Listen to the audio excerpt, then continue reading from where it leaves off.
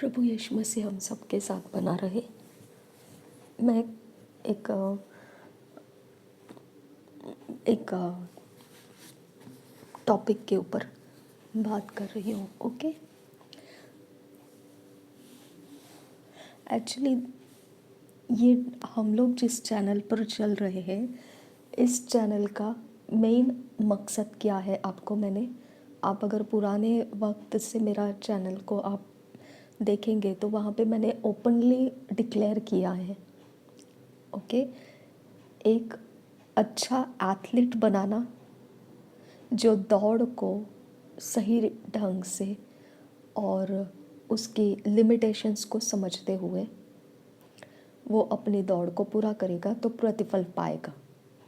Okay, दूसरा किसान जो खेती करने वाला है वो ज़मीन के बारे में जानता है, बीजों के बारे में जानता है, फसल के समयों के बारे में जानता है और उसकी रखवाली करना जानता है। और तीसरा योद्धा जो हमेशा तत्पर रहता है, हथियार के साथ तैयार रहता है, जानते हुए कि उसका बैरी उसके राज्य का विरोध करने के लिए कहीं ना कहीं से फाड़ खाने के लिए तैयार है, एक सोल्डियर की तरह योद्धा। ओके, तो इस प्रकार से मेरा चैनल का 3 कैरेक्टर, ये चैनल को हम मिशनरी वर्क में इस्तेमाल करते हैं।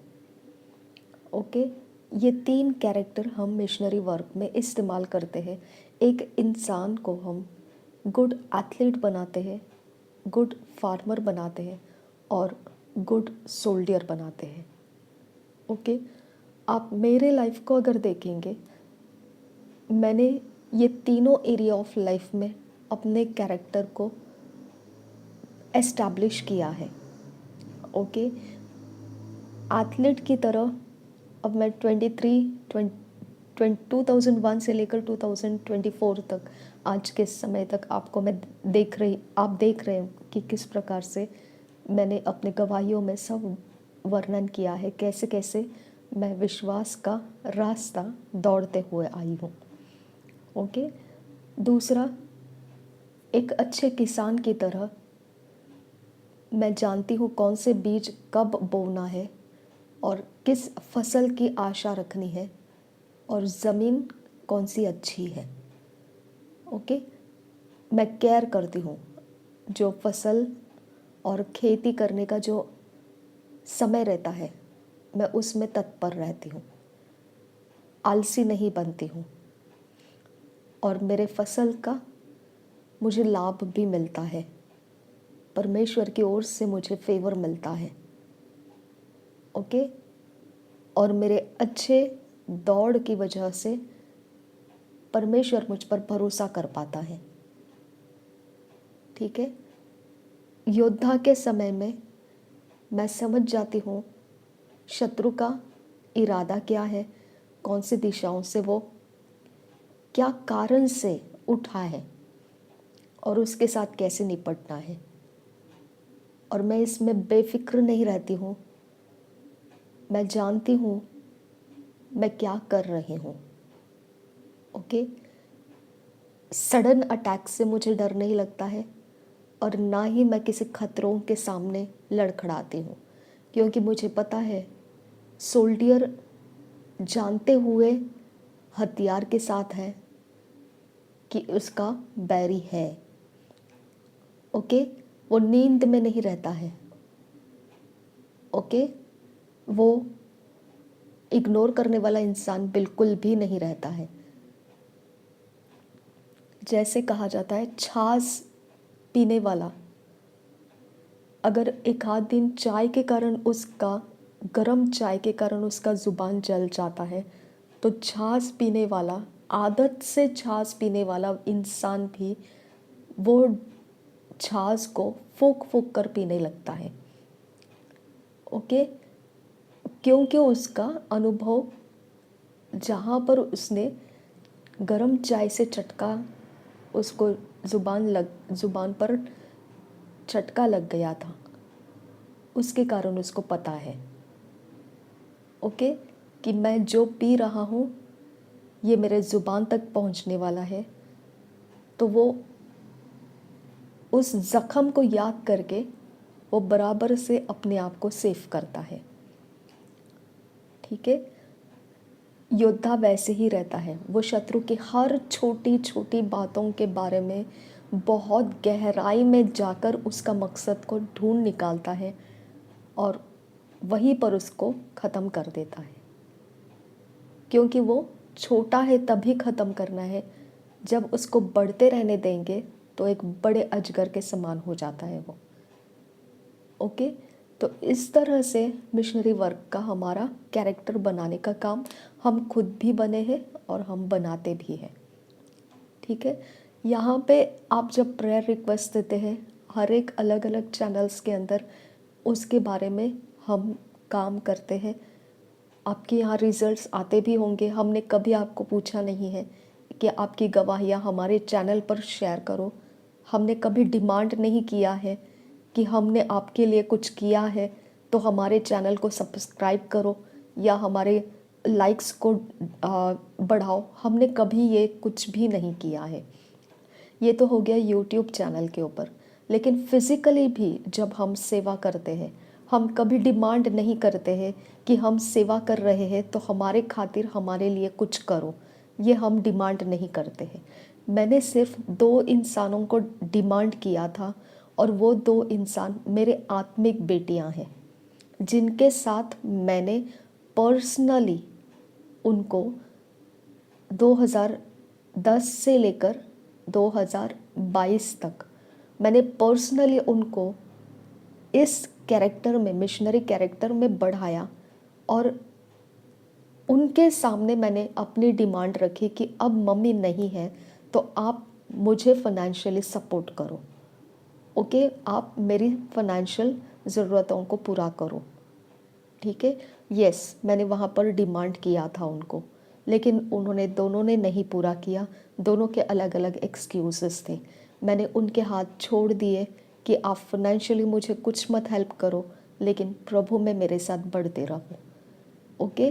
तो हम सेवा करने के लिए जो रास्ते में चल रहे हैं, मैं आपको ये बेसिक ग्राउंड क्यों बताती हूँ, क्योंकि आप अंधे गूंगे बहरे की तरह नहीं चलना है कि कोई तो आ गया उठ के कहीं से और बोल दिया कुछ तो आपने सुना और आपका लाइफ बदल गया। नहीं, वो आपको गिरा भी सकता है। ओके। जिसका फाउंडेशन नहीं है वो आपको हवा में आकर कहीं से भी कुछ बोलकर चला जाएगा और वही इंसान कल को आपको गिराने की बातें भी बोलकर चला जाएगा। ठीक है। तो आपको जड़ पकड़ने वाले लोग मिलना चाहिए। ठीक है। जिसके जड़ मजबूत बनी है, जिसके संगति में रहकर आपको सुरक्षित महसूस हो सकता है। ओके। जिसके ऊपर आपको घमंड महसूस हो सकता है कि यस, मैं इनके संगति में हूँ। यस। ओके। तो इस प्रकार से आपका अपने अंदर का एटमॉस्फेयर में आपको समझ में आना चाहिए कि आप किसकी सुनते हो। ठीक है। मैं ये सारी बातें आपको इसलिए बता रही हूँ कि इस चैनल के ऊपर परमेश्वर के अलावा कुछ भी डिमांड नहीं किया जाता है। यही सिर्फ डिमांड किया जाता है कि परमेश्वर यहाँ पर मौजूद रहे, परमेश्वर इस चैनल के अंदर मौजूद रहे, परमेश्वर यहाँ पर काम करे, क्योंकि जब वो है तो रोशनी है। ओके। वो है तो हम उसके कारण हम समझ पाएंगे। ओके। अगर वो है तो यहाँ से कुछ काम हो सकता है। अगर वो है तो है, मतलब है, दैट इज़ ऑल। हमको उसमें से जीवन मिल सकता है, नहीं तो ये एक डेड चैनल के अलावा और कुछ नहीं रहेगा। मुर्दों के समान जैसा बन जाएगा ये चैनल। ओके। आपको समझ में आना चाहिए इस चैनल की गंभीरता क्या है। ओके। वैसा ही हमारे फिजिकल लाइफ का गंभीरता है। हम अगर है तो परमेश्वर के कारण है। हम अगर है कुछ कर रहे हैं तो वो परमेश्वर के कारण है। ओके। अगर परमेश्वर को हटा देंगे हम सबके बीच में से तो पाप बढ़ जाएगा, अशुद्धता बढ़ जाएगी, झूठ बढ़ जाएगा, धोखा बढ़ जाएगा और लाइफ डिस्ट्रॉय हो जाएगा, चोरी नाश घात हो जाएगा। ओके, हम कहीं के नहीं रहेंगे, ना घर के ना घाट के, ऐसे हो जाएंगे। ओके, तो हमारा जड़ क्या है? परमेश्वर हमारे मध्य होना चाहिए। परमेश्वर की उपस्थिति आराधना से आती है, प्रार्थना से आती है। परमेश्वर का प्रेजेंस वचनों को बांटने से आता है, एक दूसरे के लिए प्रार्थना करने से आता है। तो ये ज़मीन, ये ग्राउंड जो है, इसमें ये सब कुछ पड़ता रहेगा। ओके, इस चैनल के अंदर ये सब कुछ पढ़ता रहेगा, प्रार्थना पढ़ते रहेगी, आराधना पढ़ते रहेगी। यहाँ पर परमेश्वर का याद किया जाएगा, उसके वचनों का मनन किया जाएगा, एक दूसरे के लिए प्रार्थना किए जाएंगे। हम अपनी अपनी ज़रूरतों को प्रार्थना रिक्वेस्ट में यहाँ भेज पाएंगे। सब कुछ होता रहेगा, लेकिन कारण क्या है? ताकि परमेश्वर का यहाँ पर मध्यस्थी में आना, यहाँ पर उपस्थित होना हमको प्राप्त होता रहे। ओके, या कुछ भी एंटरटेन के लिए नहीं रहता है कि मुझे कुछ तो, मैं क्या हूँ और मैं कैसे हूँ, और बस मैं अपने आप को पॉपुलर करना चाहती हूँ, या मेरा कुछ तो है यहाँ पर। ऐसा कुछ नहीं है।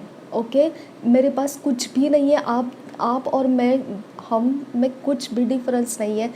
हम परमेश्वर को ही पकड़ कर ला रहे हैं यहाँ पर।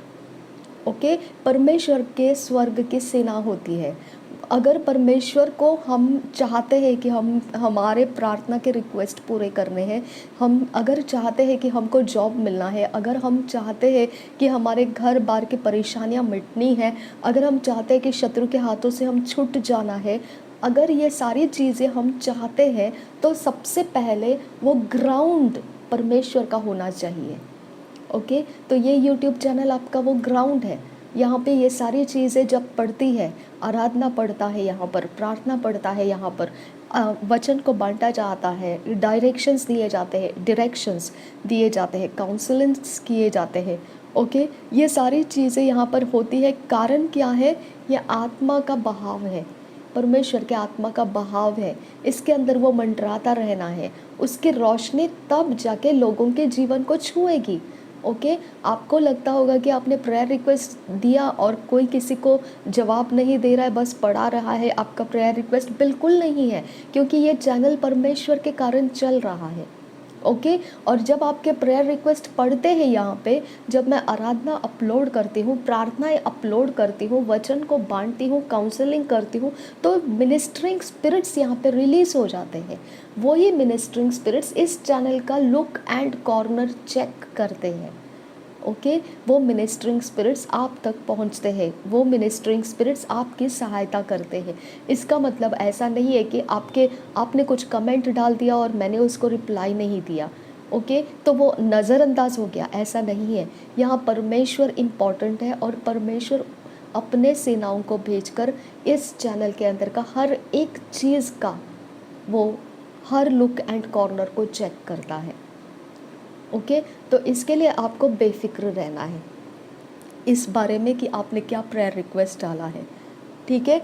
और जब बातें बहुत सीवियर हो जाती है, बहुत ही गंभीर हो जाती है, वो आत्मा का प्रभाव भी इस चैनल के लोगों के ऊपर आ जाता है, और वहाँ से परमेश्वर काम करना स्टार्ट कर देता है।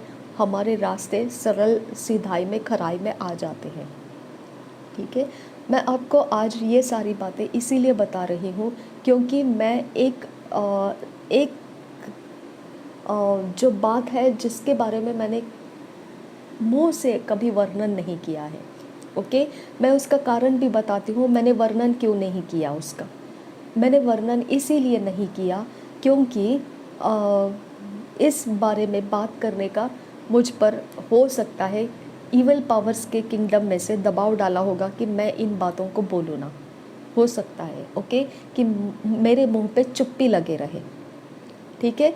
क्योंकि जब ईविल किंगडम अपनी कुछ बातों को समझ जाता है कि किसी को मालूम पड़ गया है, तो वो हमेशा ये प्रिपेयर करते हैं कि वो इंसान अपने मुंह से उनके सीक्रेट्स को, उनके बातों को देखने के बाद भी ना बोले, उसके मुंह पे दबाव डाल दिया जाए, बंदिश डाल दिया जाए। ये करते हैं ईविल पावर्स के लोग, ओके। हो सकता है उसके कारण मैं इस बारे में कभी कुछ बोली नहीं हूँ, लेकिन अब मैं आपके सामने ये बातों को ला रही हूँ क्योंकि अब मेरा पेशेंस टूट चुका है इसके लिए, ओके, पेशेंस टूटने का कारण मैं आपको बताती हूँ।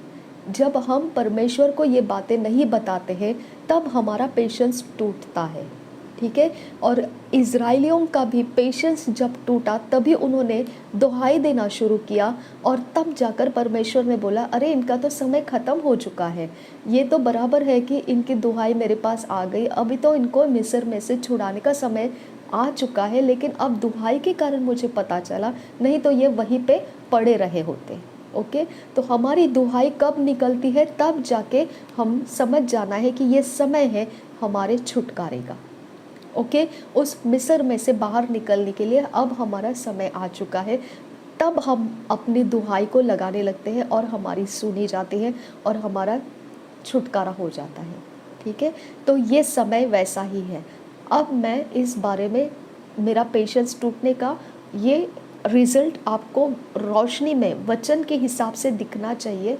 ये क्या है? यहाँ पे परमेश्वर का समय है कि वो हमको छुड़ाना चाहता है, इसीलिए ये बात के ऊपर से चुप्पी हट गई और मैं इसको एक्सपोज कर रही हूँ। ओके, मैं हमेशा एक बात को देखा है कि जब मैं जहाँ पर भी हूँ वहाँ पर कोई भी इंसान, ओके, इवल पावर का लोड लेके आता है या परमेश्वर के आत्मा का लोड लेकर आता है। लोड मतलब उसके सेनाओं के साथ आता है, ओके। या तो वो परमेश्वर के सेना का भार लेके आया होगा या फिर वो इवल पावर का भार लेके आया होगा। दोनों का मुझे मेरे एटमॉस्फेयर में मिल जाता है, मुझे उसका इन्फॉर्मेशन। ओके, मुझे किसी को पूछने की ज़रूरत नहीं है, वहाँ पे शिफ्टिंग हो जाता है और वो सेंसस मेरे शार्प है।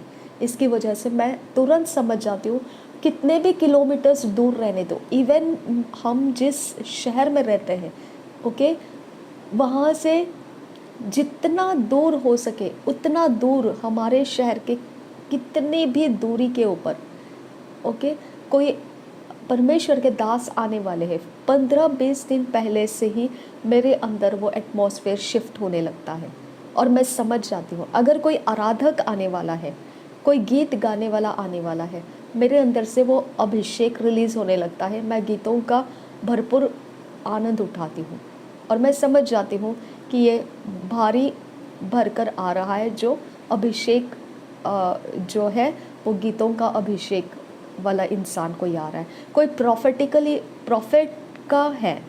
ओके, हमारे यहाँ पे प्रॉफिट जी आकर गए, प्रॉफिट बजिंदर सिंह जी का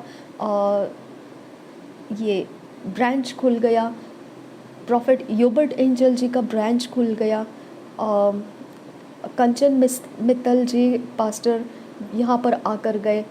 ये सारी चीज़ें जो होती हैं, ओके, तो ये होने के पहले मेरे अंदर ये सारे शिफ्टिंग हो चुके थे, ओके, मैंने उसके अनुभव देखे थे। और आपको मेरे यूट्यूब चैनल के ऊपर आपको ये देखने को भी मिलेगा कि मैंने बोला भी है, ये मैं नहीं जानती हूँ, लेकिन ये अभिषेक का ज़ोर है जो मैं ये सारी बातें आपको बोल रही हूँ।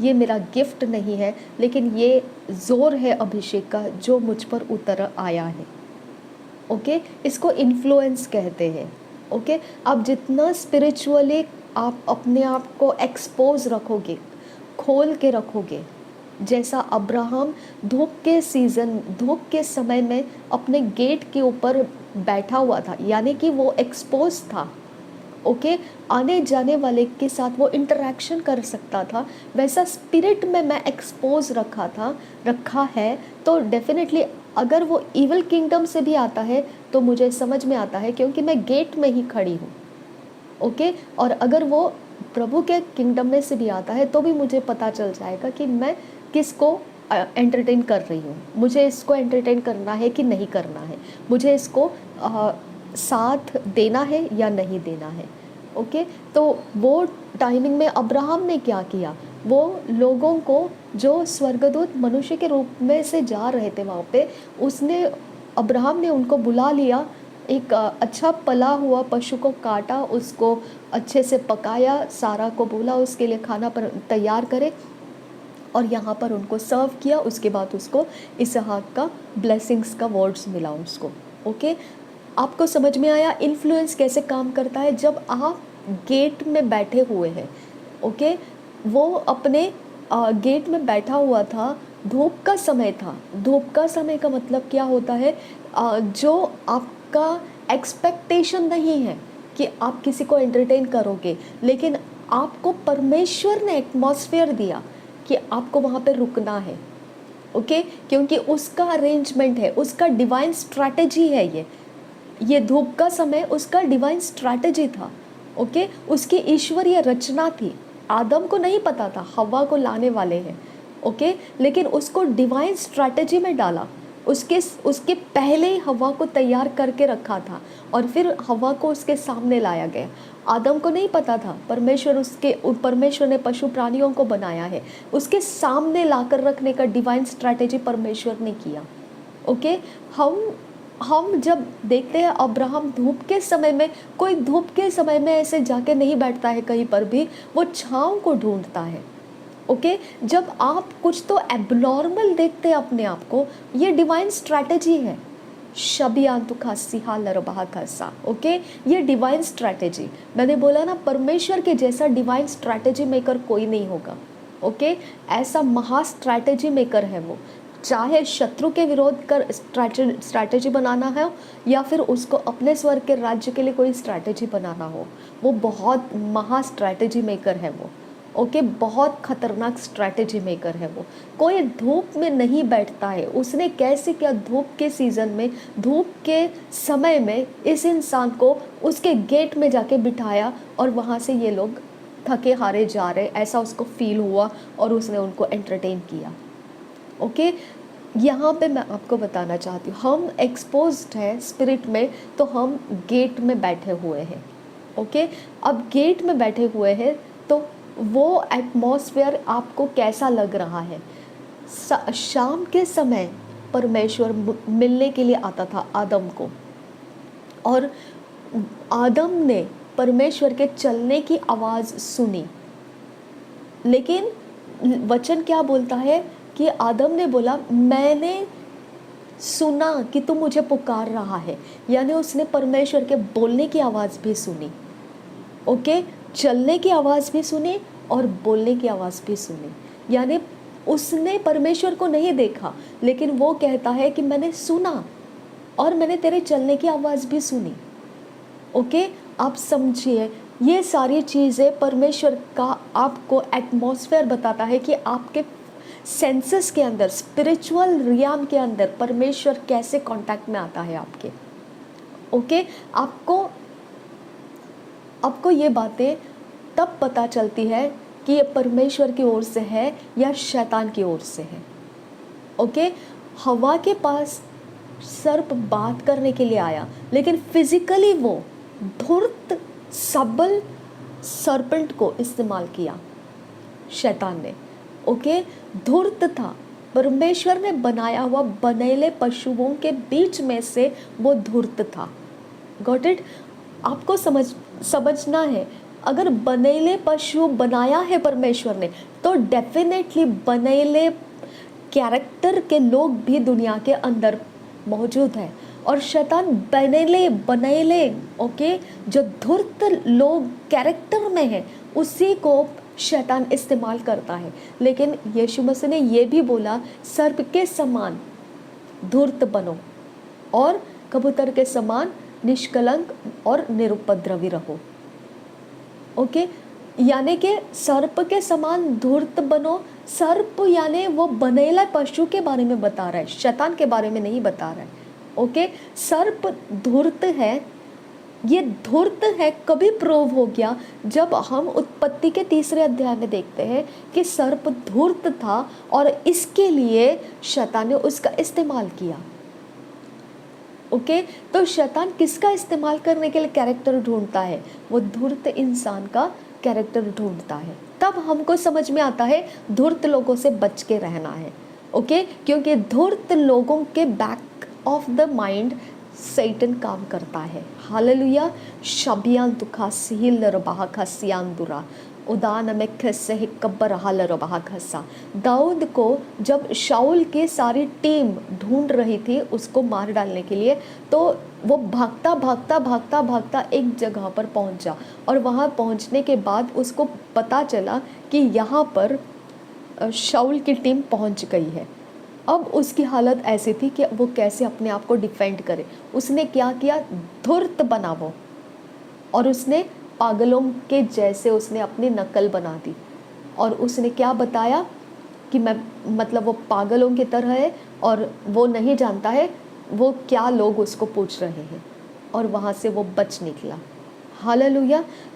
आप अपने पवित्रता के जीवन में अगर कोई आपको फाड़ खाने के लिए उतरने लगता है, ओके, मोस्टली आपको, अगर आप जवान हैं तो आपको नशा करने के लिए कोई बिलीवर इंसान खुद आपको नशा करने के लिए उतारने की कोशिश करेगा।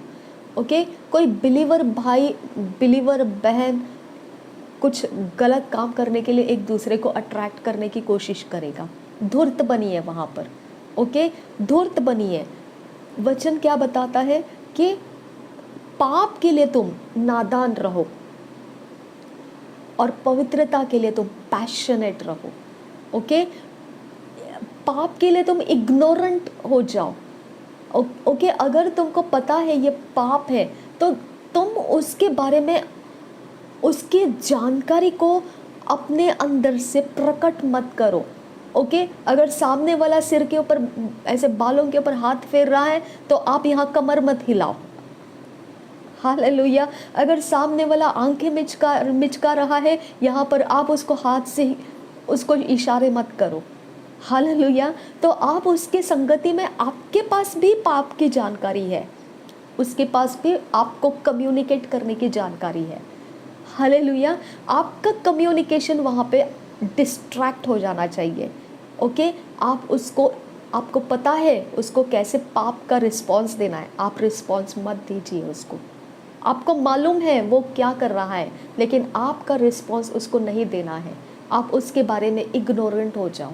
आपको कुछ समझ में नहीं आया, आप बुद्धू है, आपके दिमाग में कुछ गया नहीं, वो क्या कम्युनिकेट करना चाहता है, आप वैसे बन जाओ।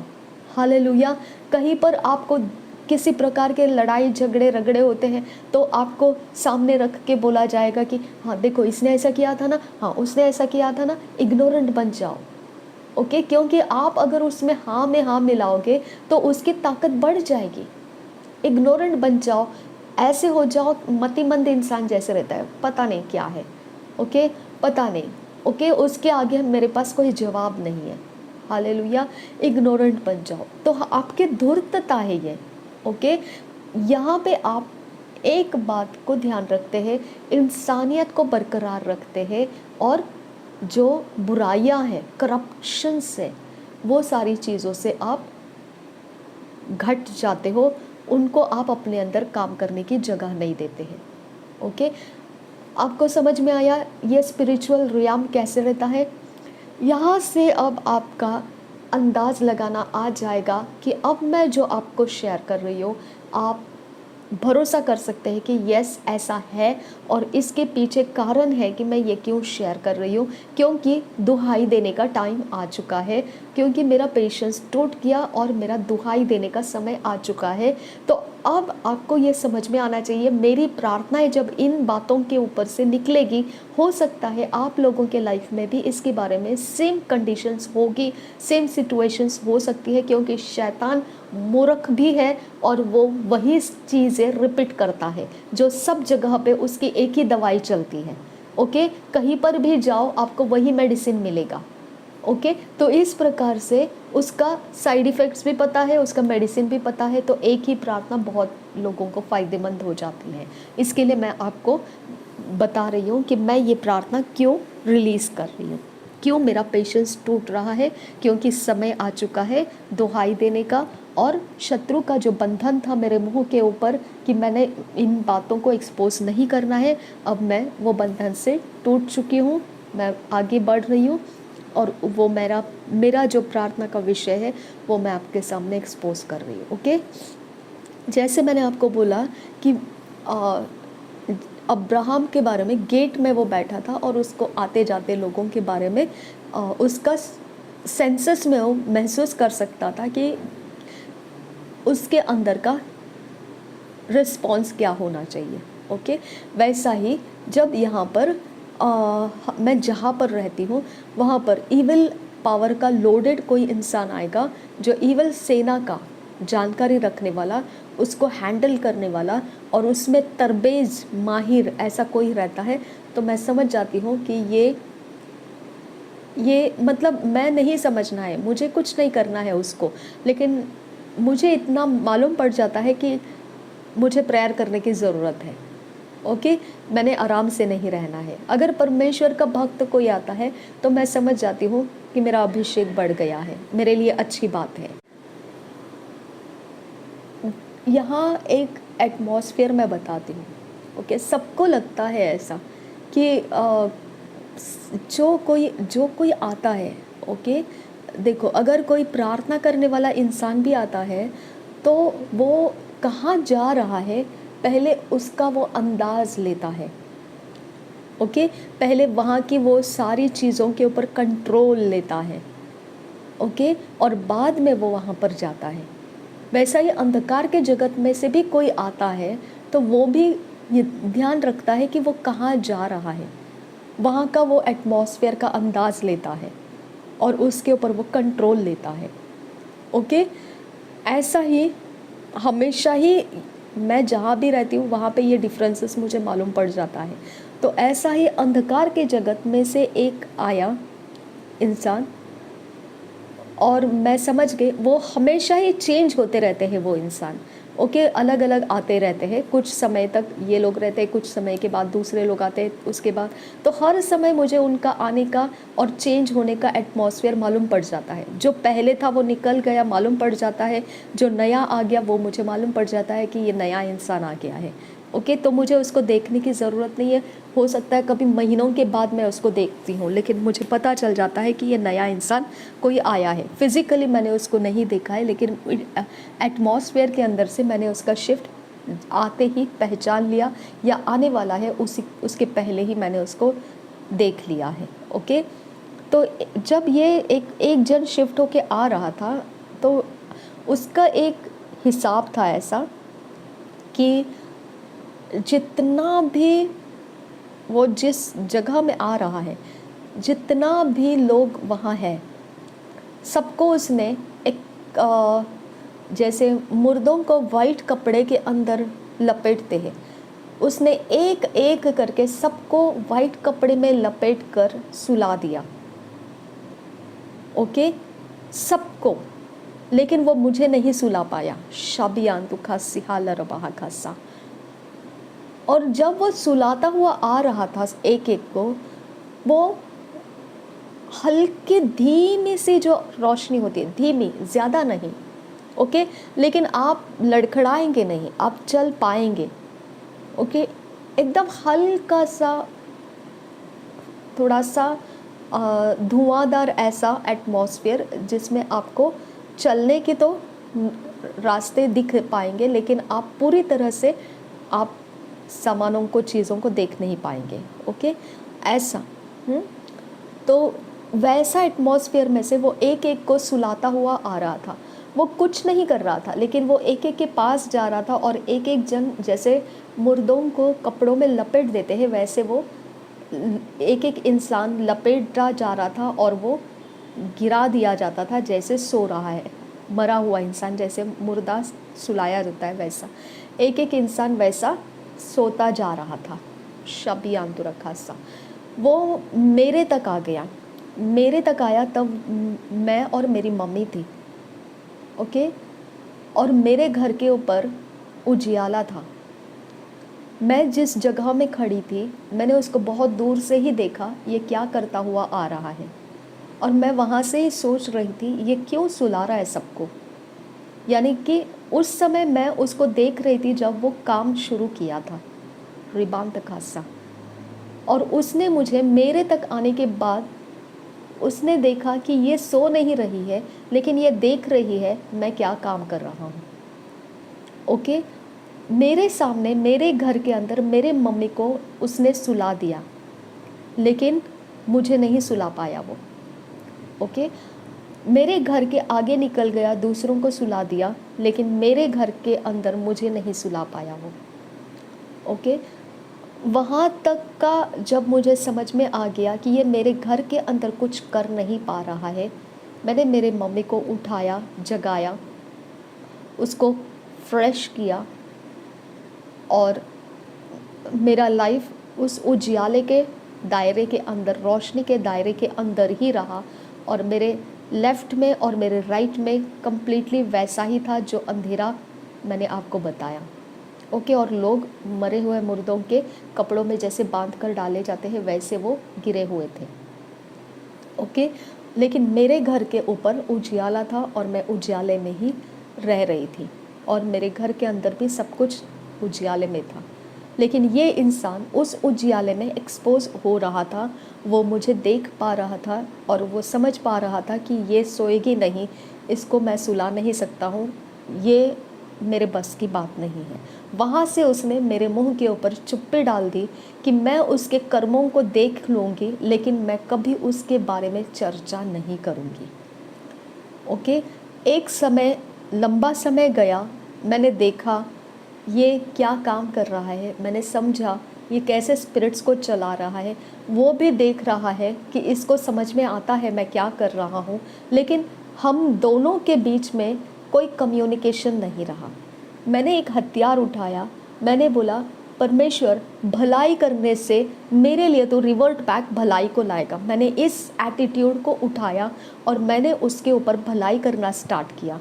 मैंने बोला परमेश्वर की भलाई वो भला है और वो भलाई मैं इसको दूंगी, वो मेरा डिवाइस होगा, वो मेरा हथियार होगा, इसके हाथों से मेरा घर का कोई नुकसान नहीं होना है। ओके, और मैंने उसके ऊपर भलाई की और परमेश्वर की भलाई रिटर्न बैक मुझे मिलती रही। वो मेरे लिए बुरा ही करता रहा, मैं आपको बता रही हूँ, वो मेरे लिए बुरा ही करता रहा, वो मेरे से भलाइयों को लेता रहा, लेकिन मेरे लिए बुरा करने से पीछे नहीं हटा, दुश्मनी निभाने से मेरे से पीछे नहीं हटा। हर चीज़ में उसने अपने अपने समय में मुझे सुलाने की पूरी कोशिश की, मेरे मम्मी को भी परेशानी में डालने की पूरी कोशिश की। सब कुछ हुआ, सब कुछ ठीक है, जो भी वो कर रहा था मुझे उससे कोई शिकायत नहीं है। वो अपने अंधेरे के दुनिया की काम कर रहा है, मैं अपने उजियाले के काम कर रही हूँ। ओके, फ़र्क यहाँ पर ये आ गया, अब मैं उसके बारे में शांत नहीं रहूँगी। ओके, क्योंकि अब दुहाई देने का समय आ चुका है। उस समय का कारण भी मैं आपको बताती हूँ, कंप्लीटली डिवाइन स्ट्रैटेजी में से हुआ है। ओके, मैंने कुछ नहीं किया है, जो भी है वो परमेश्वर के स्ट्रैटेजी में है और उसके बारे में मैंने परमेश्वर को प्रार्थना किया था। इस इंसान के बारे में नहीं किया था, लेकिन मेरे पीछे जो और अंधकार के जगत से दुश्मन है, उन लोगों का काम जो होता है उसके बारे में मैंने परमेश्वर से चर्चा करके रखी थी कि ऐसा ऐसा है परमेश्वर, काम कर इनके बारे में, ऐसा ऐसा है खुदा, ऐसे ऐसे कर तू, ऐसे ऐसे चाहिए मुझे। ओके, वो काम कर गया, परमेश्वर ने डिवाइन स्ट्रैटेजी में इसको भी घसीट लिया। ओके, और वहाँ पे ये फंस गया और आगे ऐसा हुआ कि आज मैं उसके सारे कामों को एक्सपोज कर रही हूँ। ओके, उसका मेरे ऊपर से कंट्रोल टूट गया। ओके, मेरे मुंह के ऊपर से उसका कंट्रोल, मेरे अंदर जो उसने मुंह दबा के रखा था, मेरे ज़ुबान को बात नहीं करने का ऐसा प्रेशर डाला था, वो टूट गया। ओके, अब मैं आपको बताती हूँ, ये इंसान इविल पावर चलाना जानता है। ओके, और इविल पावर चलाना मतलब उसका ये तरीका है कि अगर आप उसको बोलेंगे कि तू इविल पावर चलाता है, तू ऐसा क्यों करता है, क्योंकि उजियाले में मैं उसको देख पा रही हूँ कि वो क्या कर रहा है। ओके, अगर मैं उसको बोलूँगी तू इविल पावर चला रहा है, तू ऐसा क्यों कर रहा है, तो वो मुझे क्या जवाब देगा, मैं तो ऐसा नहीं करता हूँ, मैं तो यीशु मसीह को मानता हूँ, मैं तो ऐसा नहीं करता हूँ। तो इसके लिए मुझे उसके साथ फिज़िकल बहस नहीं करना था। मैंने वो आने के बाद आराम से, मैं जब एक ऊपर चढ़ रही थी, मेरे रास्ते से आ रही थी, तो मैं दोबारा नीचे उतरकर उसके पास गई और मैं उसको, मेरे अंदर मैंने अपने आप को सवाल किया, परमेश्वर तूने मुझे ऐसा क्यों होने दिया कि मैं सामने से निकल आई, लेकिन दोबारा मैं उसके सामने नीचे उतर के वहाँ पे क्यों गई उसके पास? क्योंकि ये सुपर नेचुरल था, ये मैंने अपने ताकत से नहीं किया था, ये स्पिरिचुअली मुझे वाइंड अप कर लिया था। ओके, स्पिरिचुअली मुझे मोड़ लिया गया था। और रबंत खासिहांत रहसा। ओके, और यहाँ पे ये क्वेश्चन मार्क मैंने परमेश्वर से किया था, ये स्पिरिट कौन है जिसने मुझे लौट कर दोबारा उस इंसान के तरफ लेकर गया? ये स्पिरिट कौन है? ओके, ये क्या है? लेकिन देखो, आप फलों से पहचानोगे, फलों से आप पहचानोगे कि आपको कौन से स्पिरिट ने टर्न किया। ओके, मैंने उसके पास जाके उसको क्या पूछा पता है? क्या आप मसीही हो? क्या आपने वाटर बैप्टिज्म लिया? क्या आपने वाटर बैप्टिज्म का सुसमाचार सुना है? क्या आपको पता है प्रभु यीशु मसीह का क्रूस का बलिदान क्यों हुआ है? और मैंने ये सारे बैठकर उसको गॉस्पल सुनाया, और मैंने ऐसा स्ट्रॉन्ग उससे बात किया। मैंने बोला, आप बोलने के लिए मसीही बन सकते हैं, लेकिन आप मसीह के अंदर नहीं हो। आपका डाउट क्लियर कर लो आप। ओके, मैंने ये स्ट्रॉन्ग वर्ड्स उसके सामने यूज़ किया। तब मैं समझ गई कि मेरे अंदर परमेश्वर का आत्मा था और मुझे टर्न करके लेकर जाने वाला परमेश्वर का आत्मा था।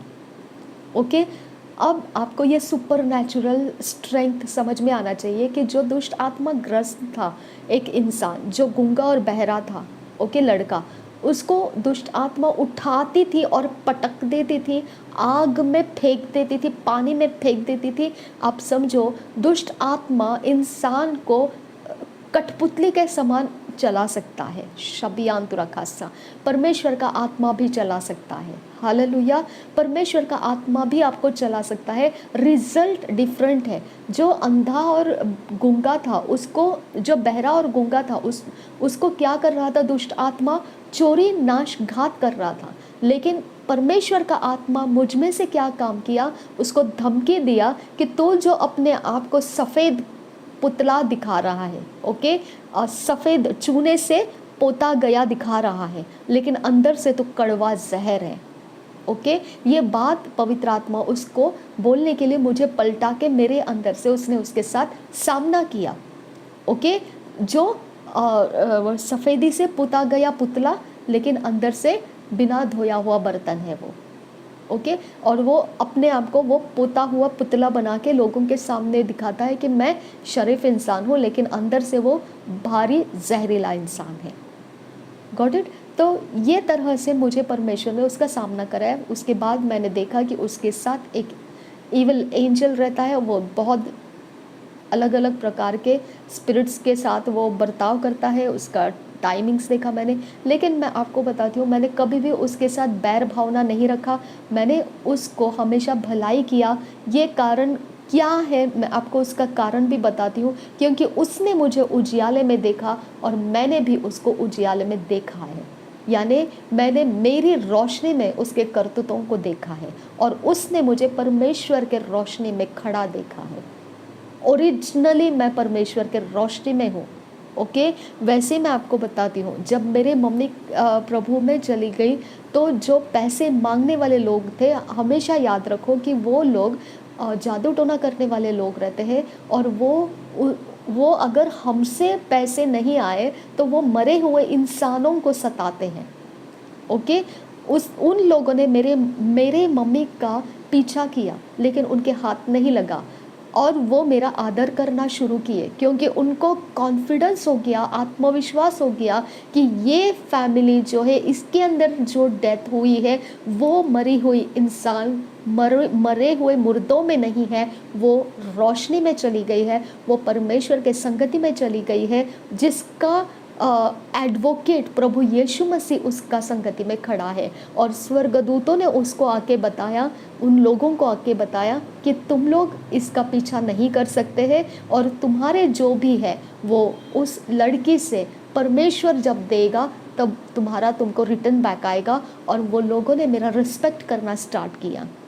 ये वेरी मिरेकल्स, बहुत रॉ मटेरियल से ही है। ओके, वेरी रॉ चीज़ है, इसमें कोई प्रोसेसिंग नहीं है। परमेश्वर के राज्य में कोई प्रोसेसिंग नहीं है। इसके लिए मैं कहती हूँ ना कि जब हम परमेश्वर का पुराना नियम में मूसा को बनाने के लिए दिया था जो तंबू, अगर उसका देखेंगे ना हम लोग पिक्चराइजेशन कैसे परमेश्वर ने उसको प्लानिंग्स दिया था और उसने सेम टू सेम वैसा बनाया। और परमेश्वर बोलता है सेम टू सेम स्वर्ग में है, मैंने तुमको सिर्फ एक सैंपल कॉपी दिया है और सेम टू सेम स्वर्ग में है। तो आप अगर वो वचन को नहीं पढ़ेंगे स्वर्ग में क्या है कैसे पता चलेगा आपको? ओके, ऐसा परमेश्वर हमारे साथ एकदम एक्सपोज्ड काम करता है। कोई अंधकार के जगत के अंदर खेल खिलौना नहीं है। पुती हुई दीवारें जो रहती हैं, सफ़ेदी से पुती हुई दीवारें बनोगे तो भी परमेश्वर के असली जन को आप धोखा नहीं दे सकते हैं। ओके, आप भले नखरे कर सकते हैं, आप पावर्स चला के अपने आप को शरीफ कैरेक्टर में बता सकते हैं, लेकिन अंदर आप कितने जहरीले हो ये परमेश्वर के रोशनी में आप खुल जाओगे। मजाक नहीं है इसके बारे में। इसके लिए जब हम किसी को दोष देते हैं ना, तूने पाप किया है, तूने ये किया है, तूने वो किया है, हम लोग ऐसा ही नहीं बोलते हैं कि हमारे मन को कुछ तो बस उकसा दिया किसी ने इसीलिए, या चढ़ा दिया हमको किसी ने इसीलिए हम बोल रहे हैं। नहीं, हमारे सामने छुप नहीं सकता है, हम खुद भी नहीं छुपते हैं।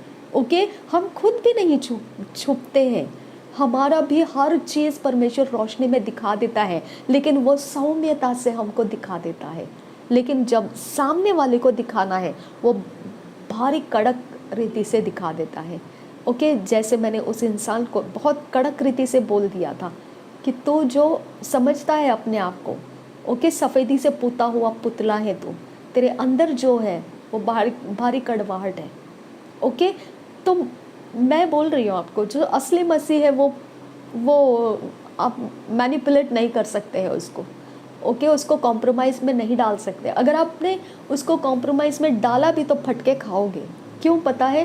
क्योंकि उसके संगति में जो परमेश्वर का सच्चाई है वो जानता है कि तुम लोगों ने उसको मैनिपुलेशन में डाला है। वो मैनिपुलेशन में आने वाला इंसान नहीं है, तुम लोगों ने उसको मैनिपुलेशन में डाला है। वो परमेश्वर उसका बदला लेगा। ओके, इसके लिए मैं आपको बोल रही हूँ, परमेश्वर का बदला लेने का समय आ चुका है। ओके, अब दुहाई देने का समय आ चुका है। अब मैं जो आपके सामने ला रही हूँ ये परमेश्वर की ओर से आ रहा है। ओके, आप लोगों के साथ भी ऐसा कुछ हो रहा है तो अब परमेश्वर का न्याय उठने का समय आ चुका है। ओके, तो आप ये मत सोचिए कि आप ऐसे ही सुन रहे मेरी बात, नहीं, स्वर्ग में कुछ हिल चुका है। ओके, स्वर्ग के गेट में बैठकर जो धूप का समय मैंने खाया है, वहाँ से गुजरते लोगों को मैंने जो पहुनाई की है, वो काम करने का समय आ चुका है अभी, वो ब्लेसिंग मिलने का समय आ चुका है अभी। हालेलुया। अब देखिए यहाँ पर शबियांतुरा खालर बहाका सिहांतुरा हल्लर बहाकासा, यहाँ पे ये बात को ध्यान दीजिए। मैंने कैसे समय निकाला उस इंसान के सामने वचन के आधार से। तो भला कर तो तुझे देखकर लोग जान सके कि तेरा परमेश्वर भला है। ये वचन को मैंने इन लोगों के सामने पेश किया। मैंने भलाई करने से पीछे नहीं हटी। ओ शाबान तेरा खासा, मैंने भलाई करने से पीछे नहीं हटी। ओके, आपको लगता होगा कि आपने 2 बार हेल्प किया, अब तीसरी बार में हेल्प, अरे get lost from my life, get lost. Okay, 2 बार हाथ बढ़ाने से भलाई अगर ख़त्म हो जाती थी तो मेरा परमेश्वर ना, और 2 नहीं, एक ही हाथ बढ़ा के भलाई करके मुँह छुपा देता था। Get lost from my life. समझ में आ गया? जो लोग ऐसा बोलते हैं ना, हमने 10 बार किया, आपको और कितना करना है, get lost from my life. Okay, get lost. मेरे लाइफ के अंदर तुम्हारा कोई काम नहीं है। ओके, मेरे लाइफ के अंदर खरा परमेश्वर का जन रुक सकता है। ओके, ये तोतले नहीं रुक सकते हैं जो गिनती करते हैं कि मैंने 3 बार किया, मैंने 4 बार किया, मैंने पिछली बार किया, मैंने अब get lost from my life. तुम्हारे लिए मेरे लाइफ के अंदर जगह नहीं है। तुम वो भीत हो, वो पुतले हो जो सफ़ेदी से पोते गए हो, और अंदर कितनी गंदगी भर के रखी है वो सिर्फ तुम्हारा खुद का आत्मा जानता है। Get lost from my life. Okay, मैं आपको ओपनली बोल रही हूँ, निकल जाओ, मेरे लाइफ के बाहर निकल जाओ। ओके, गिनती करने का तुमको कोई अधिकार नहीं है। और सच में वचन में लिखा है ऐसा, जो तुझे कहता है खा खा, लेकिन तू खा मत, क्योंकि तेरे गले के ऊपर तलवार रख, तू खा मत, क्योंकि वो बोल तो रहे हैं खा, लेकिन वो तुझे बाद में ऐसा कोसेंगे कि तुझे वो वॉमिट आउट करा के निकालेंगे। ओके, तो इस तरह से हमने अपने आप को फ्री कर देना है। जो सफ़ेदी से पुती हुई भीत है उससे पीछा छुड़ा लो। ओके, और जो असली मसीही है उसका कैरेक्टर, सोना कितना भी तपाओ वो सोना ही रहता है। हालेलुया। सोना कितना तपाओ उतना वो खरा होता है। ओके, जो देने वाले लोग हैं उनसे आप जितना मांगो, जितना मांगो, और वो जितना दे पाए देते रहे, दे पाए देते रहे, दे पाए देते रहे, दे पाए देते रहे। और कभी पलट के आपको नहीं पूछेंगे कि आपने मेरे दिए हुए क्या किए, या कभी पलट के आपको ये नहीं बोलेंगे ओ कितना दूँ, अब तो हमारा ही नहीं रह गया, कितना दूँ। ओके, जो ऐसा नहीं बोलेंगे, ओके, वही लोग सोना है, वही लोग सच्चा अब्राहम धूप के समय में जो गेट पे बैठा था वैसा इसहाक का आशीष पाएंगे वो। ओके, आपको समझ में आ गया मैंने कैसे समझाया आपको?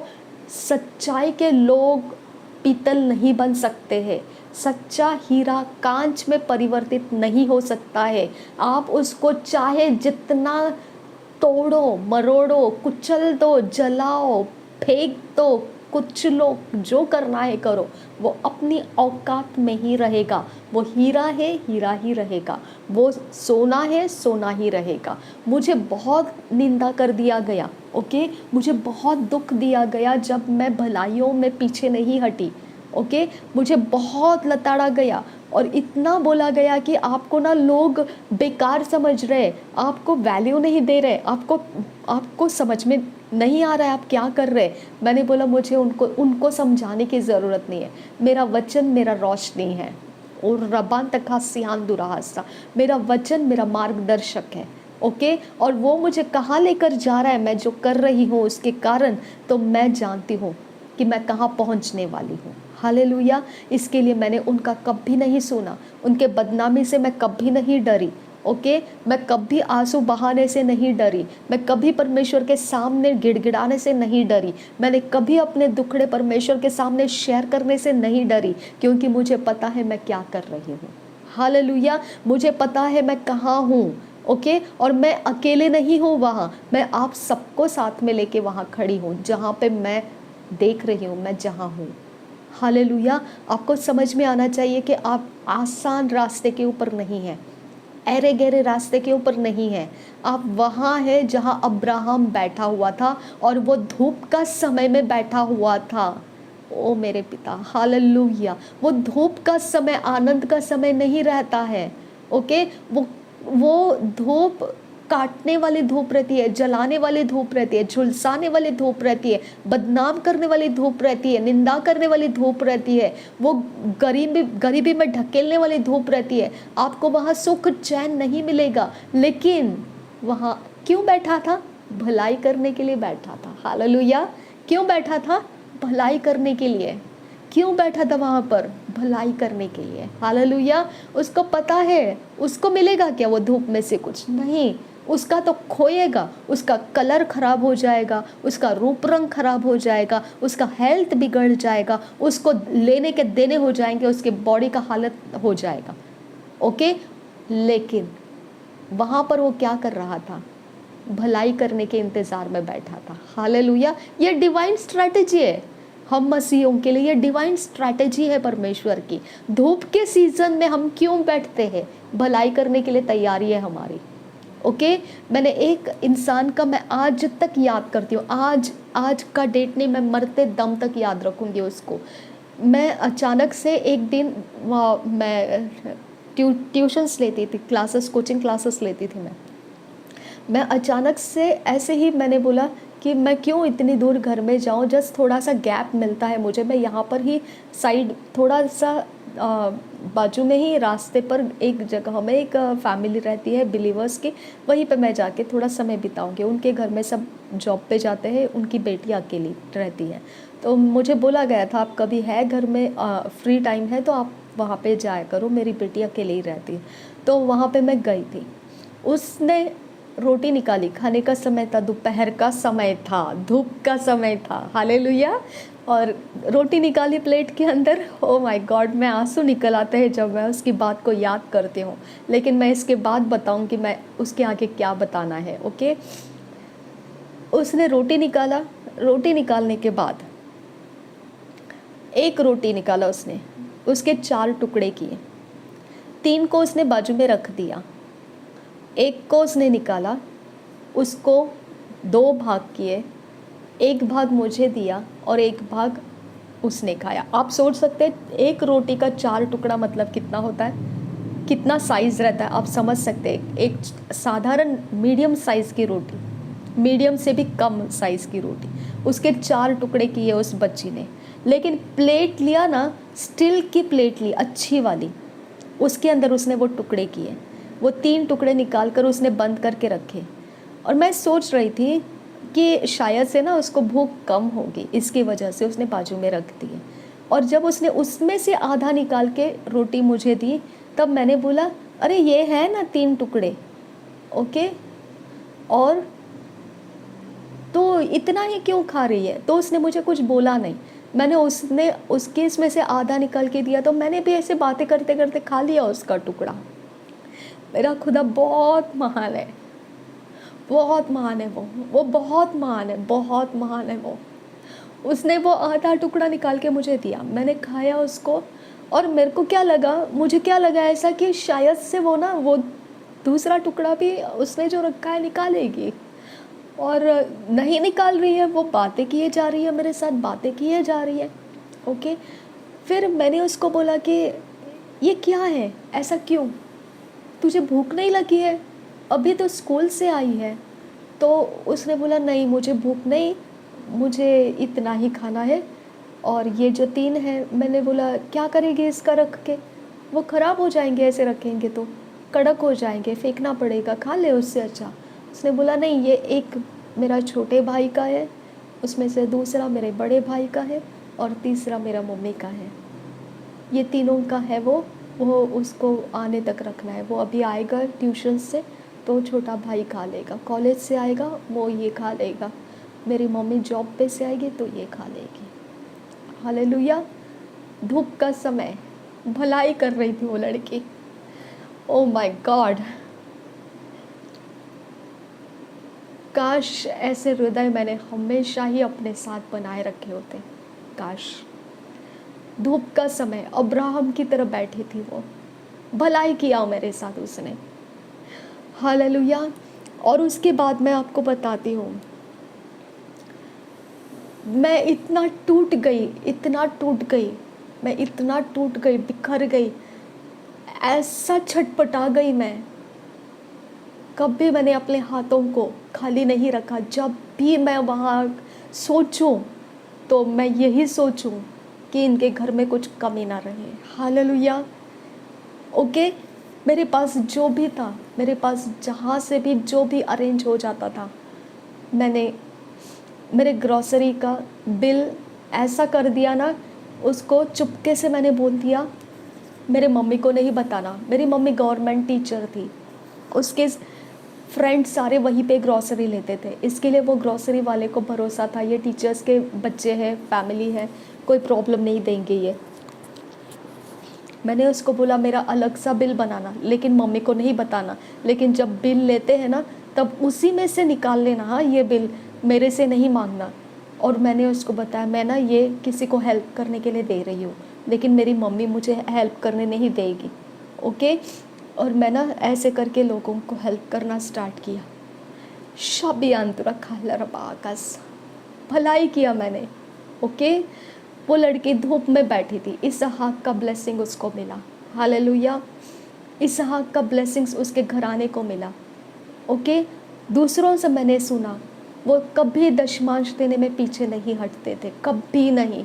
वो कहते हैं कि जहाँ पर वो नौकरी करते थे वहाँ पे उनको अगर 100 रुपया मिलता है तो 10 रुपया वो लाकर हमको दशमांश में डाल के जाते थे। वो कभी चोरी नहीं किया। उनके बच्चे पास्टर्स हैं, वो बाहर कंट्री में हैं, फाइनेंशियली वेल सेटल्ड है। अगर उनको देखेंगे ना ग्लैमरस दुनिया के अंदर, वो इतने चकाचौंध, ओके, मसीही ग्लैमरस। ओके, जैसे हमारे अपोस्टल जी है, जैसे हमारे पास्टर सोनिया नरूला जी है। ओके, मसीही ग्लोरियस, नॉट ग्लैमरस, मसीही ग्लोरियस, सुंदर, पूरे चमकदार। सारे हीरो हीरोइंस डंप हो जाएंगे उनके सामने। असली हीरे, असली हीरे हैं वो लोग। ओके, उनको चमकाने की और कोई ज़रूरत नहीं है। उनके फोटोग्राफ देख के अच्छे अच्छे मॉडल्स गिर जाएंगे। हालेलुया। इतने इतने ब्यूटीफुल, गुड़िया जैसे दिखने वाले। ओके, ऐसे उनके फैमिली है अभी, ये लोगों की जिनकी मैं बात कर रही हूँ। हालेलुया। आप समझ रहे हैं ये भलाई का कैसा हिसाब परमेश्वर लेता है। इसहाक के द्वारा सारे सृष्टि को परमेश्वर ने अपने कब्जे में ले लिया। सारी सृष्टि के पाप परमेश्वर ने, मनुष्य के पाप परमेश्वर ने माफ़ करा लिए, और मनुष्य को परमेश्वर ने रिस्टोर करा लिया, रिकनसाइल करा दिया। ओके, धूप के सीज़न में बैठकर जब आप कुछ करते हैं भलाई, इसहाक का ब्लेसिंग आ जाता है उसके पीछे। लेकिन अगर आप उसको काउंटिंग में डाल दोगे, आप खो देंगे आप। ओके, इसके लिए आप काउंटिंग में डालने वाले get lost from my life. मैं आपको ना खुल के बोल देती हूँ, get out from my life, मेरे लाइफ के बाहर निकल जाओ। ओके, मुझे याद भी मत करो। अगर कुछ लिया दिया है ना, तो मैं कहीं ना कहीं से अरेंज करके तुम्हारे मुंह के ऊपर फेंक दूंगी। मुझे नहीं चाहिए तुम्हारा कुछ भी। ओके, काउंटिंग में डालने वाले get out from my life. Okay, I don't want anything from you all. ठीक है, तो ये अब्राहम का ब्लेसिंग मुझे चाहिए जो इसहाक मिला उसको। हालेलुया। तो ये आप ध्यान रखिए। वैसे ही ऑफ कोर्स इसहाक को कौन मिला? उसकी वाइफ। ओके, वो भी कैसे मिली आपको पता है, वर्शिप करने जाता था, शाम के समय टहलने जाता था। आदम को हव्वा मिला, कभी मिला? जब उसने कभी सोचा भी नहीं था, है ना। तो आप समझिए, हर एक चीज़ परमेश्वर बहुत अच्छा करता है। मछली और रोटी खिलाने का समय कभी आया? जब लोग वचन सुन के थक चुके थे। हालेलुया। जब मैं बाइबल स्टडी करके थक जाऊंगी, तब मेरा भी ब्लेसिंग परमेश्वर कहीं ना कहीं रोटी और मछली रखा है जो बहुगुणित कर दिया जाएगा। ओके, तो मेरी चिंता मत कीजिए आप लोग। ओके, गिनती करने वाले लोग, get out from my life. ठीक है ना, तो आपकी मुझे ज़रूरत नहीं है, और आपने जितना दिया है मेहरबानी मुझ पर। ठीक है, और मैं आने वाले समयों में कोशिश करूँगी कि आप सबके देने रिटर्न दे दूँ। ठीक है ना, तो आपका कोई रिश्ता नहीं है मेरे साथ। आई डोंट वांट सच कच्चे कच्चे लोग, मुझे नहीं चाहिए। पक्के पक्के फल मेरे साथ रहने दो, कच्चे हट जाओ। ओके, तो इस तरह से है, आपको समझा रही हूँ मैं। तो अब यहाँ पे मैं आपको बता रही हूँ, ये दुहाई देने का समय का कौन सा समय आ गया है। मैं जब घर से निकलती हूँ, ओके, तो ना ये एक क्या कहते हैं उसे, टाइमिंग लगाया जाता है। मैं यहाँ दरवाज़ा बंद करूँ, वहाँ पे बंद किए जाते हैं गेट्स। मैं यहाँ दरवाज़ा खोल दूँ, वहाँ पे गेट्स को लॉक कर दिया जाता है। यहाँ से मैं निकलूँ, गेट्स की जो कड़ी होती है उसको ऊंचा करके, ऐसा ऊंचा उठा के रखा जाता है। फिर मुझे उसे नीचे करके खोल के जाना। जब मैं आती हूँ जाती हूँ, मेरे आगे आगे आगे आगे आगे, जैसा क्या वो कहते हैं ना, बैल बोलते हैं ना, बैल, या फिर क्या कहते हैं उसे, बलि करने के लिए बकरे को कैसे बांध के लेके जाते हैं, वैसे जैसे मुझे लेके जा रहा है कहीं तो। ओके, मुझे डायरेक्शन लेके जा रहा है कहीं तो। ओके, और कहाँ पे जाता है पता है? आगे आगे आगे आगे जाके एक टैंक है हमारे इधर, वो टैंक के बाजू में जाके खड़ा होता है और उस टैंक में जाके देखता बैठता है। ओके, तो ये कहाँ लेके जा रहा है? गड्ढे के अंदर मुझे। ओके, नहीं तो आगे आगे आगे। अब वो देखती हूँ मैं कि वो इंसान जा रहा है, यही इंसान जिसके बारे में मैंने ये दर्शन देखा था, कफिन के कपड़े में बांध के लोगों को सुलाता गया था, उसी इंसान के बारे में मैं बता रही हूँ आपको। ओके, अब आगे आगे मेरे जाएगा, और जाके मैं समझ जाती हूँ अब इसका नखरा शुरू हो चुका है। तो मैं ना फ्रस्ट्रेट हो गई। देखिए, मेरे मुंह के ऊपर चुप्पी थी, मैं इतने सालों से मैंने उसके सारे नखरे देखे, लेकिन मैं ना मुंह खोल के बोल नहीं पा रही थी, क्योंकि अगर मैं बोलूँगी ना तो वो बोलेगा मैं तो कुछ नहीं करता हूँ, मैं तो मसीह को जानता हूँ, मैं तो बहुत प्रेयर करता हूँ, मैं तो चर्च जाता हूँ, मैं तो ये करता हूँ। मैंने बोला फालतू का बकवास सही है, इसके साथ कुछ बोलने की ज़रूरत नहीं है। लेकिन क्या हुआ पता है, मैं वो प्लस करता है, मैं माइनस कर देती हूँ, वो माइनस करता है, मैं उसके ऑपोजिट कर देती हूँ। ओके, लेकिन मुझे पता नहीं है इसके अंदर क्या हो रहा है, मैं नहीं जानती हूँ। वो कड़ी को ऊपर उठा के रखता है, मैं उसको नीचे गिरा के चली जाती हूँ। उसको गुस्सा आ गया, ये ऐसा क्यों कर रही है। तो मैंने फिर नेक्स्ट टाइम क्या किया, मैंने प्रेयर किया, लॉर्ड जो भी इसकी प्रिंसिपलिटी से मेरे लाइफ से टूट जाए। अब दोबारा वही होने शुरू हुआ। अब वो खुद नहीं आता है, उसका असिस्टेंट 3-4 लड़का लोग है छोटा छोटा, उसको भेजना शुरू किया। मेरा दिमाग सटक गया। ओके, मैं सोच में पड़ी, खुदा ये क्या है, मैं क्या समझूं इनके बारे में। ओके, कि खरीद लिया है मुझे इन लोगों ने। ओके, मैं इनको कुछ अपोज नहीं कर सकती हूँ, तो फिर मुझे मसीह में क्यों रखा है तूने। मुझे सिखा दे, मैं भी इनके जैसा करना शुरू करूँगी। अगर उन्होंने ही मुझे लेके जाना है मेरे आगे आगे जाके, हाँ, तो फिर मुझे ये वचन क्यों दिया परमेश्वर तूने कि मेरे आगे आगे स्वर्गदूत जाएगा, टेढ़े मेढ़े रास्तों को वो सीधा करेगा। ये वचन मुझे क्यों दिया है तूने, जब उनको ही जाना है मेरे सामने और गड्ढे में जाके देखना है, तो फिर मुझे तेरा वचन का क्या ज़रूरत है, राइट। तो मैंने परमेश्वर से ये बहस करना स्टार्ट कर दिया। हो सकता है आपके साथ भी ऐसा होता होगा। सारी सेटिंग लगी हुई रहती है, मैं यहाँ से निकलने के पहले लाइट्स ऑफ करती हूँ, बाहर से सीटियाँ बजना शुरू हो जाते हैं, वहाँ से उधर से सामने जाकर लोग खड़े होने लगते हैं, इधर से लड़का लोग, छोटा लड़का लोग शुरू हो जाता है, वहाँ से साइकिल निकलने लगती है, इधर से गाड़ी निकलने लगती है, इधर से गेट बंद होने लगते हैं, उधर से लिफ्ट नीचे आने लगती है। मैं इतना बोर हो गई, मैंने बहुत समय से इसको सहन किया, बहुत समय से। ओके, मेरी समझ में तो एक टुकड़ा भी नहीं आ रहा था ये क्या कर रहे हैं। ओके, लेकिन मैं ये बात को जानती हूँ कि जो मूसा था ना, वो भी इस्राएली था, लेकिन उसको मरना नहीं चाहिए, इसके लिए परमेश्वर ने फिरौन के घर में उसको पलाया बढ़ाया। हालेलुया, उनका खाया पिया उसने। ओके, उनकी विद्याओं को सीखा उसने, और फिर बाद में परमेश्वर ने उसको बाहर निकाल लिया। ओके, तो परमेश्वर शत्रुओं के हाथों में इजराइलियों को रखा ताकि वो बचाए रखे, फिर बाद में मिस्र देश में से उनको बाहर निकाला, है ना। तो मैं समझती हूँ कि शत्रु भी कभी कभी हमको फेवर करते हैं, मैं जानती हूँ इस बात को।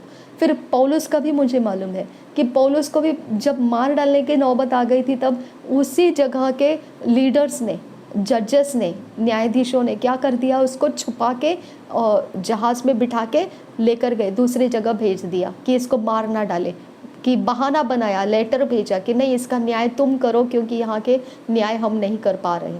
ओके, तो इस प्रकार से उसको भगाया वहाँ से ताकि उसकी जान बचे। तो मैं जानती हूँ अन्य जाति लोग भी हमारे लिए कभी कभी हमारे भलाई के लिए परमेश्वर रखता है। ओके, हमारा बचाव होने के लिए रखता है। मैं जानती हूँ वो कोई मेरा बुरा नहीं कर रहे या अच्छा नहीं कर रहे, लेकिन मैं ये देख रही हूँ कि उसने मुर्दों की तरह लोगों को बिछाया है। ये अंधेरे में चलने वाला इंसान, ये मुझे कैसे लेकर जा सकता है गड्ढे की तरफ, नीचे वो टैंक के अंदर आंखें घुसा के देखते बैठता है। तो ये क्या कर क्या रहा है, ये कर क्या रहा है, डंप क्यों कर रहा है मुझे। ओके, दूसरे इंसान भी वही करते हैं।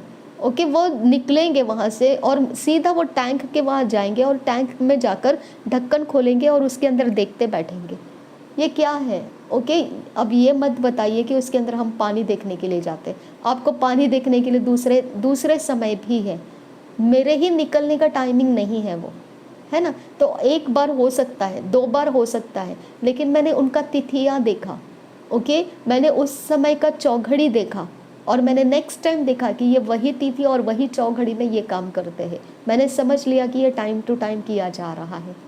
ओके, ये सारी चीज़ों को मैंने फिर परमेश्वर से बात करना शुरू किया। तब परमेश्वर ने मैंने भारी दुहाई लगाई, परमेश्वर से भारी दुहाई लगाई। मैंने बोला अगर तूने मुझे इनके हाथों में देना था तो मुझे तो क्यों मसीही बना के रखा है? मैंने परमेश्वर से ऐसे बोला।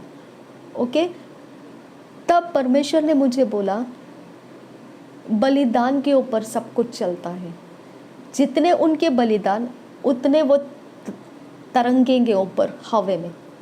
ओके, और जहाँ उनके बलिदान कम पड़ेंगे डूब जाएंगे वो। तो मेरा बलिदान प्रभु यीशु मसीह है। हालेलुया। इस बलिदान के अंदर से जब प्रभु यीशु मसीह हमारा बलिदान है, हम उनका सामना करते हैं, उनकी शक्तियाँ हार जाती है। ओके, अब मैं आपको बताती हूँ, ये जो लड़का मेरे सामने सामने सामने सामने गधे की तरह मुझे खींचता खींचता खींचता चला, इसके पैर कहाँ जाते हैं? गुनहगारों के जगत के अंदर, पाप के अंदर, बाबाओं के जगहों पे, जादू टोना करने वाले रिचुअल्स के जगहों में। ओके, क्या मेरे पैर उन जगहों में जाते हैं? नहीं, मेरे पैर धार्मिक कामों में जाते हैं। मेरे पैर भलाई करने के लिए दौड़ते हैं। मेरे पैर परमेश्वर की आराधना के लिए दौड़ते हैं। मेरे पैर परमेश्वर के उजियाले की तरफ देखते हैं। ओके, क्या मेरे पैर उजियाले के पैर अंधेरे की तरफ मोड़ने में ये लोग कामयाब होंगे? नहीं, अंधेरे के ऊपर उजियाला प्रबल होता है। मेरे पास वो ताकत है, मेरे पैरों में वो ताकत है कि मैं उसके पैरों को मोड़कर धार्मिकता के अंदर ला सकती हूँ। हालेलुया। मेरे बॉडी के अंदर पाप नहीं है, मैं पाप के वासनाओं में नहीं हूँ। मैं परमेश्वर के पवित्र धार्मिकता के वस्त्र पहनी हूँ। मेरा शरीर वो लेके नहीं जा सकते। क्या वो मेरा शरीर डंप कर सकते हैं? नहीं कर सकते हैं। मेरा परमेश्वर मेरे शरीर का रखवाला है। मेरे शरीर के ऊपर उसने धर्म के कामों के नियम डाल के रखे हैं। मैंने उस नियम के नीचे पवित्र अनुग्रह के साथ मैंने अपने आप को समर्पण किया है। क्या वो मेरे शरीर को डायरेक्ट कर सकते हैं? क्या वो मेरी रोशनी बन सकते हैं? क्या वो मेरा उजियाला बन सकते हैं? क्या वो मुझे मार्गदर्शन करके लेके जा सकते हैं? मेरे प्राण को लेकर जा सकते हैं? मेरे आत्मा को लेकर जा सकते हैं? नो वे, नो वे। हालेलुया, नो वे, नो वे। ओके, और तब जाके मेरा पावर बढ़ गया और मैंने प्रार्थना करना स्टार्ट किया। मैंने बोला, अब खुदा तुझे चुप नहीं रहना है, अब मुझे भी तू दिखना है। ओके, और मैंने ये प्रार्थना अब दुहाई देना शुरू किया है, लॉर्ड जो हो सो हो, अब तूने इस भांडा को फोड़ देना है कि उनका चक्कर क्या है। अगर वो कुछ भी कर रहे हैं, मेरे आगे पीछे घूमकर इधर उधर, अब तेरी तलवार उतरनी है। ओके, अब तुझे कुछ करना है। अब मुझे इसके बारे में कोई कॉम्प्रोमाइज़ नहीं करना है, कोई शांति का बर्ताव नहीं करना है। ओके, कोई मसीही प्रेम का बर्ताव नहीं करना है। अब वो रास्ता ख़त्म हो चुका है, अब मुझे तेरी तलवार चाहिए। ओके, अगर मेरा उजियाला पावरफुल है तो मेरा उजियाला है, तेरा वचन मेरा उजियाला है, तेरी रोशनी मेरा मार्गदर्शन है। ये कीड़े मकोड़े मेरे सामने जाने की क्या ज़रूरत है? इसके पैर मुझे गड्ढे में कैसे डाल सकते हैं? ये मुझे मेरे सोल में कैसे क्या मैनिपुलेशन कर सकते हैं? अगर मेरी ताकत तू नहीं बना तो ये करेंगे वैसा, लेकिन मेरा बलिदान सबसे ज़्यादा है। मेरा प्रभु यीशु मसीह महाबलिदान दे चुका है। उस बलिदान के नीचे मैं अपना डिमांड रख रही हूँ, अब मुझे तेरी तलवार चाहिए। अब मुझे शांति नहीं रखनी है, अब मैं तलवार से लेकर चलूँगी। अब मैं ख़त्म है बात। ओके, अब मैं ख़त्म है बात। समझ में आ गया? अब मैं ख़त्म है, इस चीज़ के सामने मैं सामना करूँगी। ओके, ये चीज़ मैं खाली हाथ से निपटूंगी नहीं, अंधे गूंगे बहरे के समान नहीं चलूँगी। अब तलवार चलनी है। हालेलुया, अब तलवार चलनी है। अब जो हो सो हो, तलवार चलनी है। अभी मैंने परमेश्वर से ये दुहाई देना शुरू किया। आमीन। अब मैं खुदा के हाथों में है। मुझे नहीं पता ये तलवार कहाँ पर जाएगी और किधर घूमेगी और किसको गिरा देगी। अब जो हो सो हो, लेकिन मुझे ये सब ड्रामा बंद करना है। ओके। ये ड्रामा बंद करना है मतलब ये नहीं है कि मैं कुछ अपने आप को बहुत अड़ंगेबाजी में डाल रही हूँ, ऐसा नहीं है। मैं यहाँ लॉक कर रही हूँ, वहाँ नीचे लॉक हो रहा है। मैं यहाँ गेट खोल रही हूँ, वहाँ गेट खुल रहा है। मैं यहाँ ये कर रही हूँ, वो वहाँ वो हो रहा है। मैं यहाँ से जा रही हूँ, वहाँ वो कड़ी को ऊपर करके रख रहा है, नीचे करके रख रहा है, आधा खोल के रखता है, थोड़ा खोल के रखता है, पूरा खोल के रखता है, गेट में खड़ा रहता है। ये नखरा अभी बहुत हो गया, बहुत हो गया। ओके, क्योंकि मुझे समझ में नहीं आता है ये सब क्या है, ठीक है ना। तो मैं नहीं समझ पाती हूँ, और मेरा ना ही प्राण, ना ही आत्मा और ना ही शरीर अंधकार में है। मुझे कंप्लीटली खरीदा है यीशु मसीह ने। मेरे पास भी बलिदान है, और वो प्रभु यीशु मसीह का बलिदान है। उनके पास उनके बलिदानों से ज़्यादा बलिदान मेरे पास है, और वो बलिदान मेरा बैंक अकाउंट है, ठीक है। उस बैंक अकाउंट में से मैं विड्रॉ करना स्टार्ट करूँगी। हाँ, तू तेरे बलिदान को दिखाता है, मैं मेरे बलिदान को दिखाती हूँ। तू तेरी सेना को लाता है, मेरा बलिदान का सेना मैं लाऊंगी। समझ में आ गया? ओके। मुझे यहाँ पे खेल खिलौना नहीं रखना है, और ये दुहाई मैं दूंगी परमेश्वर से, ठीक है। और मैं ये बात को जानती हूँ कि अंधकार के जगत में भी लोग ऐसे होते हैं जो कभी कभी हमको प्रोटेक्ट करते हैं उनके तरकीबों से। ओके, मुझे नहीं पता वो मुझे प्रोटेक्ट कर रहा है या मुझे परेशानी में डाल रहा है, मैं नहीं जानती हूँ। लेकिन मैं परेशान इसीलिए हो गई हूँ, मैं फ्रस्ट्रेट इसीलिए हो गई हूँ। मेरे सारे नक्शे कदम के ऊपर इन लोगों का चलने का इतना फ्रीडम कि इनको कोई पूछता नहीं है कि ये मेरे आगे आगे हमेशा क्यों है, ये मेरे सामने ऐसे क्यों किया जा रहा है, ये मेरे दरवाजे के सामने ऐसे क्यों किया जा रहा है, ये यहाँ ऐसा क्यों किया जा रहा है। कोई पूछता नहीं है। मैं आपको वो भी बताती हूँ, जो मेरे सामने किया जाता है वो प्रैक्टिकली मैं अपने शरीर से वैसा बिहेव कर देती हूँ, प्रैक्टिकली। बाद में मैं सीसीटीवी में देखती हूँ तो मैं देखती हूँ कि ये लोगों ने पहले वहाँ पे ये ऐसा रिचुअल किया था, इसके लिए प्रैक्टिकली मैंने शरीर से ऐसा, यानी कि फ्रस्ट्रेशन हो गया या ऐसा कुछ हो गया, मैंने ऐसे कर दिया। ओके, तो इनके पावर्स हमको क्यों लगने हैं? अगर हम उजाले के अंदर है कि इनके पावर्स हमको लगते तो हमारे पावर्स इनको तलवार से मारेंगे नहीं। आपको लगता है ऐसा?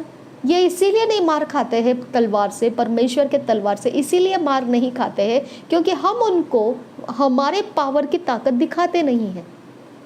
ओके, क्योंकि हम अपने अंदर की कुव्वत को परमेश्वर से मांग के इनका सामना नहीं करते हैं। समझ में आ गया? क्यों नहीं करते हैं? हमको चुप्पी लगा दिया है हमारे ऊपर, हमारे अंदर से उनको अपोज करने की ताकत को डंप कर दिया है। हालेलुया। डंप करने की वजह से हमारे सामने वो नंगा तमाशा भी करेंगे तो भी हम बोल नहीं पाएंगे, डंप कर दिए हैं। ओके, और मैं आपको बताती हूँ हमारे यहाँ पे जो जिन्होंने हमको डंप किया है ना, वो खुले मैदान में घूम रहे, और हम दरवाजे के अंदर बंद करके एक कमरे के अंदर जैसे घुटन हो जाती है ऐसे हम जी रहे। क्या है ये निशानी? डंप कर दिया है हमको। समझ में आ गया आपको? डंप जिसको किया जाता है वो बोलबाला नहीं कर पाता है। ओके, वो दबा दबा सा एक कमरे के अंदर घुस के ऐसा चूहे की तरह छुप के बैठा रहता है। ओके, आप समझिए इस बात को। अगर आप नहीं समझ पाते हैं तो परमेश्वर आपको समझाए, ठीक है ना। तो इसके लिए हमको दुहाई देना पड़ता है, क्योंकि जिस दिन हम लोग जिस समय हम लोग यहाँ पर आए थे वहाँ हम फ्रीडम में थे, हमको कोई प्रॉब्लम नहीं थी। लेकिन जैसे हमको डंप कर दिया, मैं और मेरी मम्मी लिटरली हम हमारे घर के अंदर कड़ी लगाकर, एक कब्रिस्तान का भी रूप जैसा रहता है वैसा हमने अपने आप को कवर करके अंदर बंद करके रखा। और ये लोग खुले मैदान में घूम रहे हैं, हमारे पैसेज में घूमेंगे, हमारे पैसेज में जादू टोना करके दरवाजे के सामने से होकर जाएंगे। ओके, हमारे दीवारों को कुछ कपड़े से छुएंगे, ओके, हाथ लगा के जाएंगे, डायरेक्टली हमारे पेपर्स को फाड़ देंगे, हमारे पोस्टर्स को फाड़ देंगे। माय फ्रेंड, मैं आपको पूछती हूँ, जिसको डंप करके रखा है वो कभी इनका विरोध नहीं कर पाएगा। समझ में आया? और मेरे सामने सीसीटीवी कैमरेज है मेरे घर के, लेकिन मैं इनके विरोध आवाज़ नहीं कर पाती हूँ। डंप करके रखा है इसके लिए, है ना। अब आप बोलेंगे कि डंप करके रखा है, डंप करके रखा है, डंप करके रखा है, कहाँ तक? तो मैं आपको वही सवाल करती हूँ, इजराइलियों को मिस्र देश में डंप करके रखा क्यों? परमेश्वर की योजना थी। मूसा को फिरौन के घर में डंप करके रखा क्यों? परमेश्वर की योजना थी। लेकिन जब समय आया, वही मूसा इसराइलों को छुड़ाने के लिए निकला। वही इसराइली आज हम उसके कारण प्रभु यीशु मसीह को पाए हैं। हालेलुया। उसके कारण, इजराइलियों के कारण हम परमेश्वर को समझने लगे हैं। ओके, तो आप समझ जाइए, डंप करने का भी समय है, बाहर निकलने का भी समय है। अब बाहर निकलने का समय आ चुका है, इसके लिए मैंने आपको ये सब बता दिया। ओके, तो ये दुहाई देने का समय है, परमेश्वर का रिवॉर्ड आने का समय है, छुटकारा होने का समय है। जब रास्ते में सूखा ज़मीन लगे तो कुड़कुड़ाना नहीं, दुख और कष्ट लगे तो कुड़कुड़ाना नहीं, क्योंकि मिस्र देश से बाहर निकलकर भलाइयों को याद करना ये परमेश्वर आशा रखा था।